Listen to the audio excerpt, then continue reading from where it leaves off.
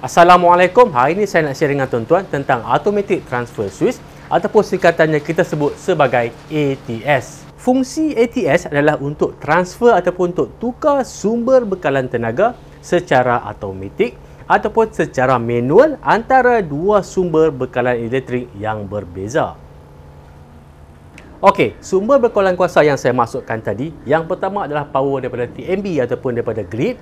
Yang kedua, bekalan kuasa daripada generator sama ada petrol ataupun diesel. Yang ketiga, bekalan kuasa daripada sistem kuasa solar. Dan bagi tuan-tuan yang berada di kawasan pedalaman yang menggunakan sistem mini hydro, tuan-tuan boleh gunakan juga ATS ini untuk transfer power daripada mini hydro kepada genset ataupun kepada sistem kuasa solar. Dalam situasi tertentu, mungkin kita ada lebih daripada dua sumber bekalan kuasa, mungkin 3, mungkin 4, tapi kita cuma boleh sambungkan dua saja sumber kuasa pada ATS ni. Satu sebagai normal power dan lagi satu sebagai emergency power ataupun backup power. Dan sebab itulah kalau kita tengok pada ATS ni, kita cuma ada dua input saja. Input pada bahagian atas kita ada 1, 2, hanya dua saja sumber kuasa yang kita boleh sambungkan pada ATS pada satu masa. Dan untuk pilihan ATS ini, kita ada untuk single phase dan juga untuk 3 phase. Untuk single phase, kita cuma ada 2 pole, 1, 2. Dan kalau untuk 3 phase, kita akan ada 4 pole pada bahagian input dan juga 4 pole pada bahagian output. Kalau tuan-tuan beli ATS yang single phase, tuan-tuan cuma boleh gunakan untuk single phase. Tapi kalau tuan-tuan beli ATS 3 phase, tuan-tuan boleh gunakan untuk 3 phase dan juga single phase. Okey, kita tengok dulu apa input dan output terminal yang ada pada ATS ni untuk kita buat sambungan. Yang pertama tentang input. Untuk ATS ni kita ada dua input. Satu input untuk normal power dan lagi satu input untuk emergency power. Katakanlah dalam keadaan biasa, tuan-tuan nak gunakan tenaga ataupun sumber daripada solar. Jadi untuk solar, tuan-tuan akan sambung pada normal power. Kalau tuan-tuan nak gunakan generator sebagai backup power, jadi output daripada generator tuan-tuan akan sambungkan pada bahagian input untuk emergency power ni. Dan sumber mana satu tuan-tuan nak letak sebagai normal dan mana satu nak letak sebagai emergency ni bergantung pada keperluan pemasangan tuan-tuan. Okey, sebelum tu tuan-tuan, mungkin tuan-tuan tertanya-tanya apa keperluan, apa sebab nak pasang ATS ni. Okey, saya akan ceritakan situasi kenapa saya perlu pasang ATS ni. Dekat rumah ni saya bela ikan siakap merah dalam polytank. Dan untuk ikan siakap ni, dia tak boleh terputus bekalan oksigen. Maksudnya kalau time blackout tu, pam oksigen mati, ikan pun mati. Tapi selama ni dekat rumah lama, saya gunakan hybrid inverter dalam mode UPS sebagai backup power. Maksudnya kalau TMB tak ada power pun, saya masih lagi ada power daripada bateri melalui inverter solar. Tapi dekat rumah ni saya belum pasang lagi, tak sempat lagi. Dan pada masa yang sama, saya tengah test sistem kuasa solar 12 volt dengan MPPT Solar Charge Controller yang baru. Dan inverter pun kita dah pasang sebelum ni. Tuan-tuan boleh tengok link video dekat atas ni pasal inverter ni. Jadi sekarang ni sistem 12 volt. Kita dah pasang inverter. Jadi kita adalah output AC dekat atas ni daripada inverter ni. Tapi masalahnya bateri yang saya ada ni agak terlalu kecil, cuma 100 mAh saja. Dan sekarang ni dah mula hujan. Saya risau takut nanti bila saya balik kampung untuk hari raya, takut masa tu mendung, tak dapat power daripada solar panel, ikan saya pun mati. Jadi plan saya sekarang ni, apa yang saya nak buat, saya akan gunakan power normal adalah daripada solar dan backup power adalah power daripada TMB yang ada dekat rumah ni. Dan mungkin tuan-tuan terfikir, kenapa tak gunakan power daripada TMB saja? Cerita dia, first time minggu lepas, sejak saya pindah ke rumah ni, minggu lepas ada blackout. Nasib baik kebetulan rumah saya dekat rumah, dia tolong upkan balik breaker tu. Jadi saya risau bila saya balik kampung, kalau saya gunakan 100% power daripada TMB saja, takut nanti power trip, ikan saya pun mati. Jadi plan saya akan gunakan sistem kuasa solar sebagai normal power dan TMB sebagai backup power ataupun emergency power. Dan sebab itulah saya gunakan ATS. Okey tuan-tuan, lagi satu situasi, kebanyakan kita yang berminat dengan sistem kuasa solar ni bermula daripada sistem yang kecil, kemudian lama-kelamaan sistem semakin besar. Dan macam saya sendiri pun, solar ni bermula sebagai hobi sebab saya minat dengan sistem kuasa solar. Sampailah sekarang ni saya dah mula buat pemasangan sistem kuasa solar dekat kawasan off-grid, maksudnya kawasan yang memang langsung tak ada power TMB, saya akan buat pemasangan solar lah. Tapi masalah bila kita ada sistem kuasa solar yang kecil ni, kita nak gunakan sistem kuasa solar ni untuk cover sebuah rumah memang takkan dapat lah, tak cukup. Sebab biasanya kita akan start dengan panel 100 watt ataupun panel 200 watt, bateri 100 mAh memang tak cukup lah nak cover sebuah rumah. Jadi, untuk situasi itu, kita boleh gunakan ATS ni juga sebagai normal power dan power TMB yang sedia ada dekat rumah tu sebagai emergency power. Dan dah tentulah kalau kita punya normal power tu kapasiti tak besar, kemungkinan sistem tu akan sentiasa running dengan emergency power lah, tak ada masalah. Yang penting sistem solar kita yang kecil tu kita boleh manfaatkan. Untuk bahagian input tadi sama macam MCB, sebelah sini untuk live dan sini adalah untuk neutral. Tapi dekat sini dia tak label L ataupun live, dia akan label nombor 1, dan untuk neutral dia akan label sebagai N. Sama juga dengan input kita yang lagi satu. Untuk bahagian output pun sama, kat sini dia label sebagai nombor 2 dan juga N. Nombor 2 ni adalah live dan N ni adalah untuk neutral. Sama juga untuk kita punya output lagi satu ataupun output untuk emergency power ni. Yang ni output daripada normal power, yang ni output daripada emergency power. Okey, untuk output normal power dan juga emergency power ni kita akan loopkan sekali, kita akan sambung saja dekat sini. Nak loop sebelah sini pun boleh, nak loop sebelah sini pun boleh, asalkan output ni bersambung sahaja. Tapi tuan-tuan jangan risau, pada satu masa hanya satu saja yang akan keluarkan power. Ataupun dalam bahasa yang lebih mudah, output daripada normal power ni kita cantumkan sekali dengan output emergency power. Kemudian bahagian output yang kita dah loop sekali ni kita akan sambungkan kepada kita punya DB box. Selesai tentang input dan juga output tadi. Output tadi kita sambungkan kepada DB ataupun sub DB, ataupun tuan-tuan nak sambungkan kepada soket plug. Seterusnya dekat ATS ni tuan-tuan boleh nampak ada satu switch ni untuk kita pilih sama ada dalam mode auto ataupun manual. Kalau kita nak set auto, kita on kepada auto. Kalau kita nak tukar secara manual, kita tolak kepada manual. Untuk ni saya akan gunakan auto sebab saya nak auto transfer daripada power normal power, iaitu power pada solar, kepada power pada TMB. So kena set dekat auto. Jadi sekarang ni katakanlah kita punya AC output daripada inverter ni dah tak ada, maksudnya bateri dah flat. Dekat inverter ni dah tak ada output. Kita tengok apa akan jadi dekat ATS ni. Jadi untuk simulate benda ni, saya akan matikan, saya akan turunkan MCB ni seolah-olah macam dah tak ada power daripada kita punya inverter. Secara automatik dia akan bertukar kepada emergency power, tapi dia ada delay. Tapi kalau contoh untuk peralatan yang sensitif macam komputer desktop yang tak ada bateri, kemungkinan komputer tu akan shutdown. Sebab proses transfer tadi ambil masa yang agak panjang berbanding dalam transfer time yang dalam UPS ataupun dalam hybrid inverter. Kita akan naikkan balik. Secara automatik dia akan patah balik kepada kita punya normal power daripada inverter. Katakanlah saya lupa nak set kepada automatik, kita letak pada manual. Apa akan jadi? Dia tak akan transfer power. Bila nampak lampu tu tak akan menyala sebab kita dah set dalam manual. Bila tak ada power daripada inverter ni, dia tak akan transfer kepada emergency power. Okay, bila kita masukkan balik pada auto, automatik dia akan transfer kepada emergency power. Okey tuan-tuan, sebelum kita teruskan lagi dengan apa lagi terminal-terminal yang ada pada ATS ni, saya nak share sikit tentang normal power dan juga emergency power ni. Dan tuan-tuan pun dah tahu, dah faham macam mana ATS ni berfungsi. Mungkin tuan-tuan mula berfikir, kenapa tak gunakan TMP ni sebagai normal power dan solar sebagai emergency power? Jawapannya, boleh, tak ada masalah.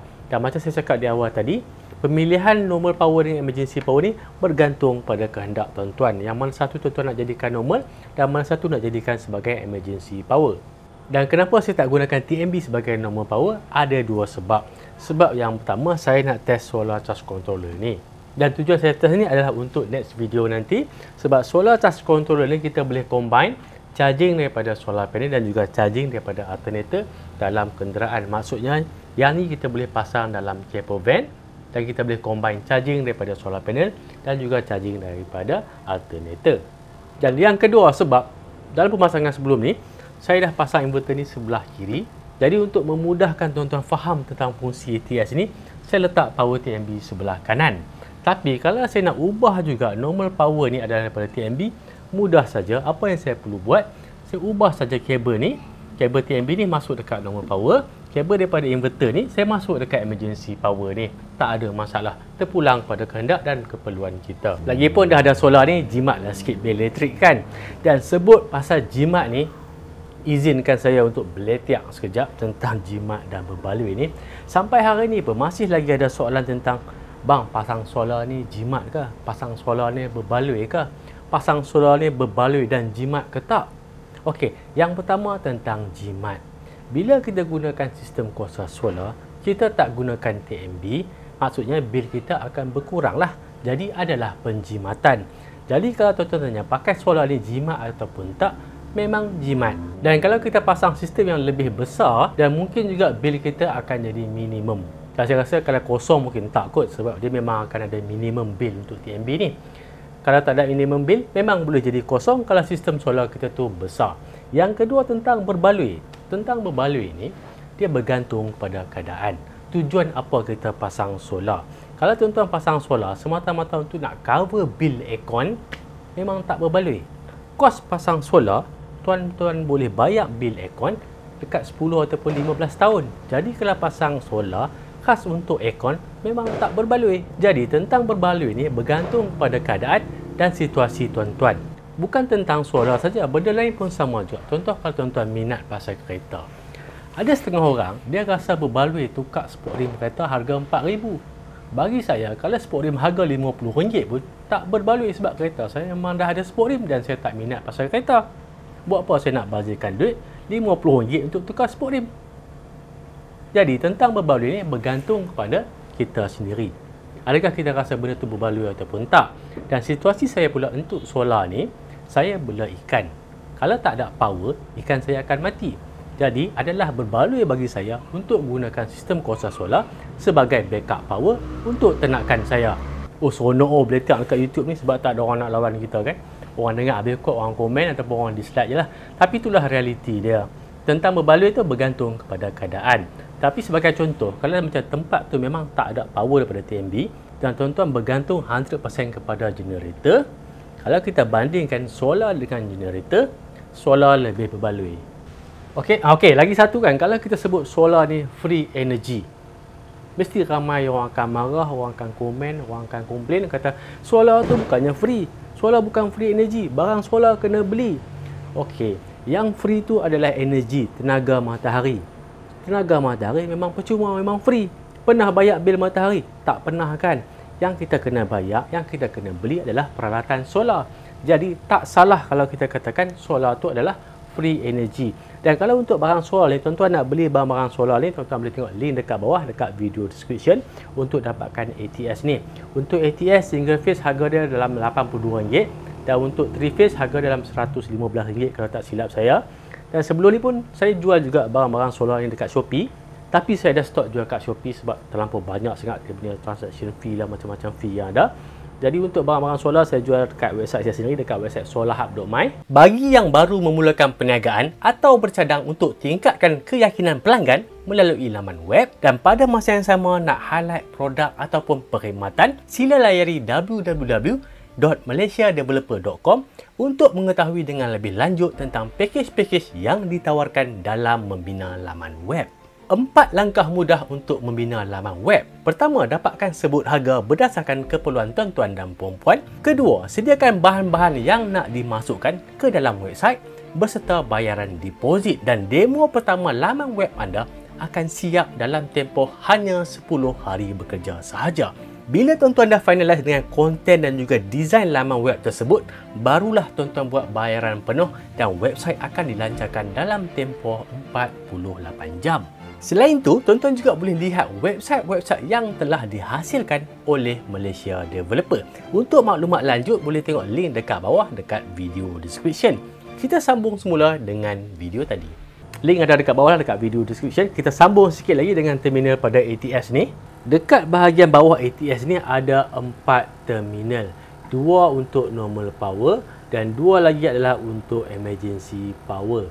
Ini neutral, yang sini neutral. Dan yang hujung sini adalah neutral. Ini kalau kita dalam mode normal power, dekat sini akan ada supply 240 volt. Sama juga kalau kita tengah gunakan emergency power, dekat sini kita akan dapat power ataupun supply 240 volt. Dan fungsi terminal ini adalah untuk indicator light. Sebab kebiasaannya ATS ni kita akan letak dalam casing ataupun dalam metal case. Jadi kita tak nampaklah lampu yang menyala ni. Jadi kita boleh gunakan terminal ni sambungkan kepada indikator ataupun pilot light. Jadi kita boleh tahulah sekarang ni tengah gunakan power daripada normal power ataupun daripada emergency power. pilot light ataupun lampu indikator tu bolehlah kita pasang dekat metal case. Jadi daripada luar pun kita boleh nampak lah, kita boleh tahu sekarang ni tengah gunakan normal power ataupun emergency power. Okey tuan-tuan, tentang cara nak pasang ATS ni dah selesai, dan untuk pasang ni pun mudah saja. Ada dua masuk, ada dua keluar. Yang keluar kita combine sekali. Itu saja, dan saya rasa untuk ni tak perlukan diagram kot. Dan kalau tuan-tuan masa nak pasang ada masalah tak tahu, tuan-tuan boleh rujuk balik video ni. Kalau tuan-tuan nak tengok sehari 8 kali pun saya tak marah. Boleh tengok sehari 8 kali, jangan risau. Jadi tak perlu diagram lah kot. Cuma yang kita kena ambil perhatian adalah tentang apa kelemahan dan apa benda yang kita kena pertimbangkan semasa nak gunakan ATS ni. Apa benda yang kita kena jaga. Yang pertama tadi tentang transfer time. Kita tengok tadi untuk transfer tu dia ambil masa yang panjang sikit. Kalau untuk desktop yang tak ada UPS, saya rasa komputer tu akan automatic akan shut down lah, akan shut off lah. Jadi kalau untuk tuan-tuan nak gunakan ATS ni dan load tuan-tuan adalah komputer, mungkin tuan-tuan kena cari sebiji UPS yang kecil pun dah cukup lah. Untuk sementara saja, semasa proses transfer saja dia akan backup gunakan power daripada UPS. Dan yang kedua adalah tentang ATS ni, dia tak peduli pun tentang voltage bateri. Dia asalkan ada output daripada inverter, dia akan gunakan power daripada inverter. Kalau kita gunakan bateri yang agak sensitif dengan voltage, memang akan ada masalah sikit. Sebagai contoh, kalau tuan-tuan gunakan inverter yang biasa, kebiasaannya inverter ni dia punya low voltage cut off adalah terlalu rendah. Ada inverter yang 10.8 volt dia punya low voltage cut off. Jadi kalau dia cut off pada 10.8 volt tu, bateri kita mungkin dah rosak. Apatah lagi kalau tuan-tuan gunakan bateri lithium ion phosphate, memang confirm akan rosak lah. Tapi kalau tuan-tuan gunakan smart BMS, mungkin tuan-tuan boleh setkan low voltage cut off tu tinggi sikit. Tapi kebiasaannya kalau kebanyakan BMS pun, walaupun yang bukan smart BMS pun, dia memang ada low voltage cut off lah. Cuma kalau kita nak panjangkan jangka hayat bateri tu, lebih elok tuan-tuan gunakan smart BMS. Kita boleh tinggikan sikit low voltage tu. Maksudnya dia akan cut off lebih awal untuk selamatkan bateri kita. Jadi nampaknya sampai setakat ni saja untuk video kali ini.